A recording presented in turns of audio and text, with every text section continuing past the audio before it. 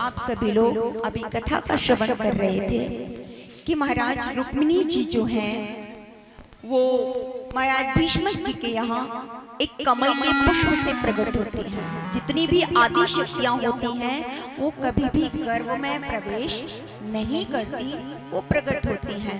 रुक्मिणी जी कमल के पुष्प से प्रकट हुई, बहुत ही सुंदर है।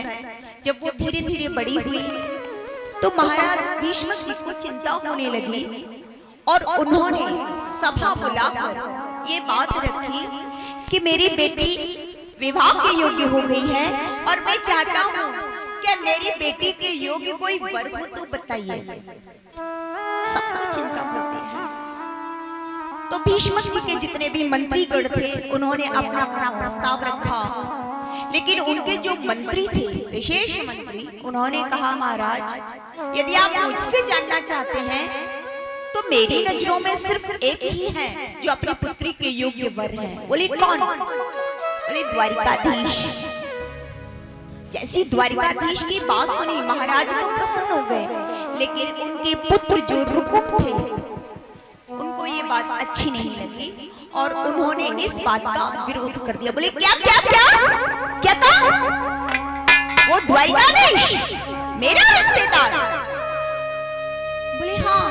बोले ना भाई, उसे तो मैं कभी भी अपना रिश्तेदार नहीं बनाऊंगा।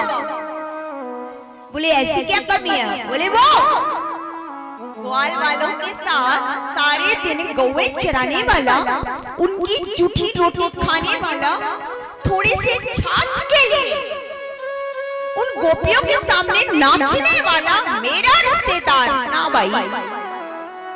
ये तो मुझसे कभी नहीं होगा, मैं ऐसा कभी नहीं कर सकता। और विरोध कर दिया। अब जितने वहां उपस्थित थे सभी उठ कर चले गए। महाराज ने कहा तू पागल है भाई, उनमें ऐसी क्या कमी है? और जो द्वारिकाधीश तेरे रिश्ते यदि अपनी बहन का विवाह करेगा तो उसकी तो बहन हुई ना, असंभव है।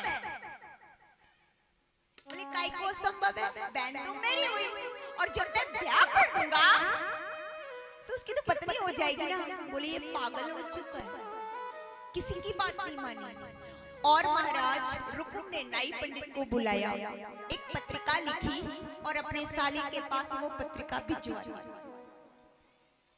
और जैसे ही साली को वो पत्रिका मिली वो तो खुशी के मारे पागल हो गया। इतना पागल कि मानो किसी भिखारी को एक साथ 25-30 करोड़ की लॉटरी लग गई हो। मारी खुशी के भागता हुआ गया। बोले भाभी भाभी भाभी। बोले कहाँ भयो? बोले कहाँ भयो? अब तू जल्दी से मने दूल्हा बना दे, दूल्हा। उनका बेटा ना लगुन ना टीका, ना ही कोई बातचीत, ना कोई बिचपति, डायरेक्ट दूल्हा।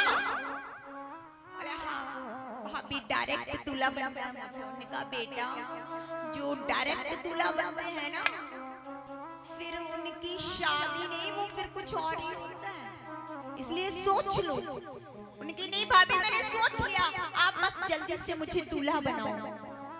उन्होंने कहा दूल्हा तो मैं बना दूं, लेकिन विवाह किसके साथ? बोले भाभी बस यूं ही मत पूछ, ये मत पूछ। बोले क्यों? बोले मेरे जैसे जीजा जी, भगवान सबको एक एक जीजा जी देते हैं। कितने अच्छे मेरे जीजा जी हैं। बोले क्यों? बोले मेरे जीजा जी अपने बहन का विवाह मेरे साथ कराना चाहते। बोले कि पाप लगेगा, पागल है क्या? बोले लो, जिसकी बहन है उसको टेंशन नहीं है, आपको सुनने में परेशानी हो रही है। आप बच्चे जल्दी से मुझे दूल्हा बनाओ। और रुकुम ने किसी की बात और शिशुपाल ने किसी की बात नहीं मानी और वो झटपट दूल्हा बना, बारात सजाई और साथ में घनी सेना ले ली। अगर युद्ध की भी नौबत आई तो विवाह तो मैं जीजा जी की बहन के साथ ही करूंगा। इधर रुक्मिणी जी ने अपने भाभी के सामने कहा, बोले भाभी भैया मेरे साथ बहुत बुरा व्यवहार कर रहा है और अन्याय कर रहा है। भाभी ने कहा सच है, भला कोई अपने साले के साथ विवाह कराता है क्या? बोले भाभी बात सिर्फ साले की नहीं है। बोले क्यों? बोले मेरा विवाह संसार में किसी से नहीं हो सकता। बोले क्यों? तो रुक्मिणी जी ने कहा भाभी मैंने तो अपने मन ही मन में मेरे द्वारिकाधीश को, मेरे ठाकुर को पति के रूप में स्वीकार कर लिया है, और जब ठाकुर से मेरा विवाह हो चुका है, जब मैंने उन्हें अपना पति मान लिया है, तो अब मेरा विवाह किसी के साथ नहीं हो सकता। भाभी ने कहा रुक्मिणी ऐसा द्वारिकाधीश में तुमने क्या देखा जो संसार में किसी भी राजा या राजकुमार में नहीं है? तो रुक्मिणी जी ने मुस्कुराकर अपनी भाभी से कहा, बोले भाभी कि मोहन से दिल क्यों लगाया है? कहा भाभी वो ठाकुर से नेह लगाया है, ये मैं जानू या वो जाने।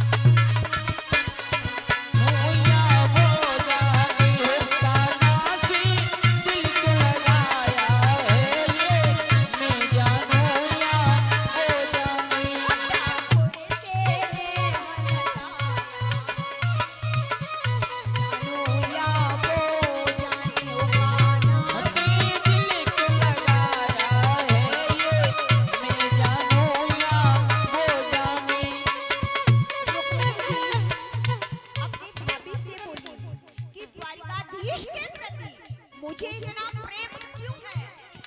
इस बात का जवाब तो या तो मेरा हृदय जानता है या स्वयं उनका हृदय जानता है। मेरे पास शब्द नहीं है, मैं बता नहीं पाऊंगी कि उनके प्रति मुझे इतना प्रेम क्यों है। और कहा हर बात निराली है उसकी, हर बात में है एक टेढ़ापन।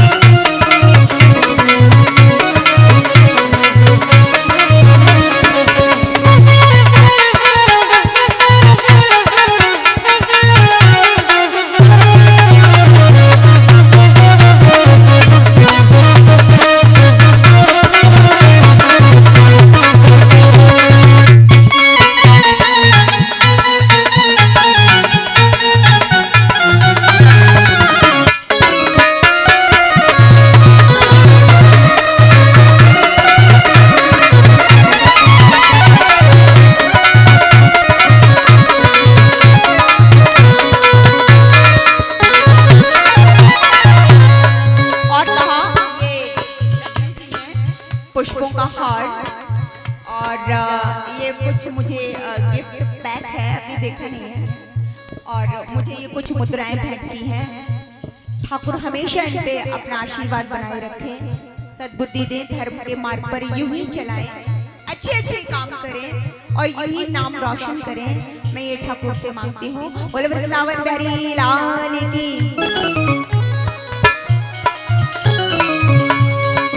अच्छा इन्होंने कहा तो मैं शायद पता नहीं क्यों ही मना नहीं कर पाई, लेकिन मुझे बहुत अच्छा लगा कि मुझे भी ये सौभाग्य प्राप्त हुआ आप सबके बीच शामिल होने का और ये कथा कहने का। बोले वृंदावन बिहारी लाल की, बोले राधा कृष्ण की। और कहा तेरे प्यार ने दिल दीवाना किया, मुझे इस जग से बेगाना किया।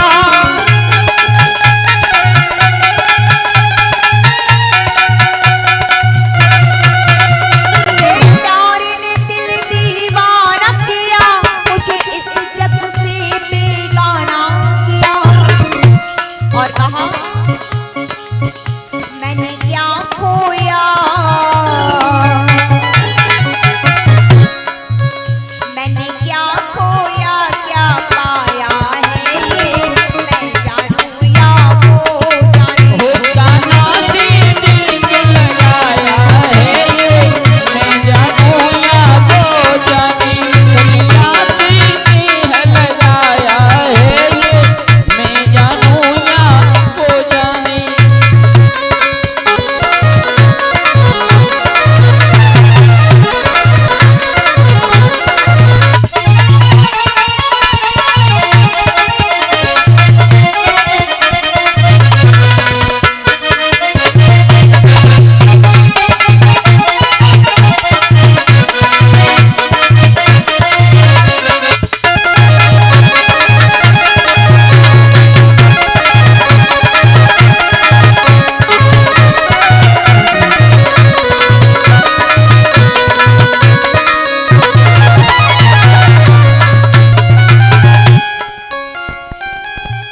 और कहा मिलता भी है मिलता भी नहीं, नजरों से मेरी हटता भी नहीं।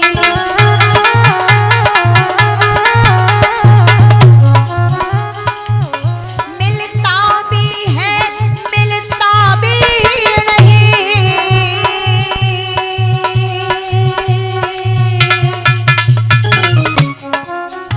मिलता भी है मिलता भी नहीं, नजरों से मेरी हटता भी नहीं। और कहा ये कैसा जादू, ये कैसा जादू डाला है ये, मैं जानूं या वो जाने।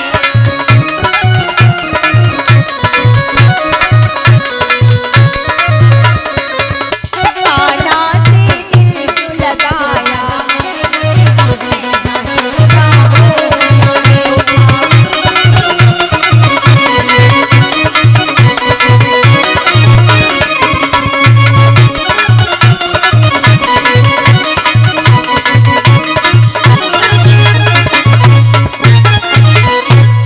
जब रुक्मिणी जी ने अपनी भाभी से कहा, बोले भाभी मेरा विवाह किसी के साथ नहीं हो सकता, मेरा विवाह हो चुका है मन ही मन में, मैं द्वारिकाधीश को पति के रूप में स्वीकार कर चुकी हूँ। तो जब इतनी बात सुनी तो भाभी ने कहा दुखी मत हो, यदि वास्तविक द्वारिकाधीश के प्रति तुम्हें भक्ति है, प्रेम है, भाव है, तो वो तुम्हें अवश्य प्राप्त होंगे।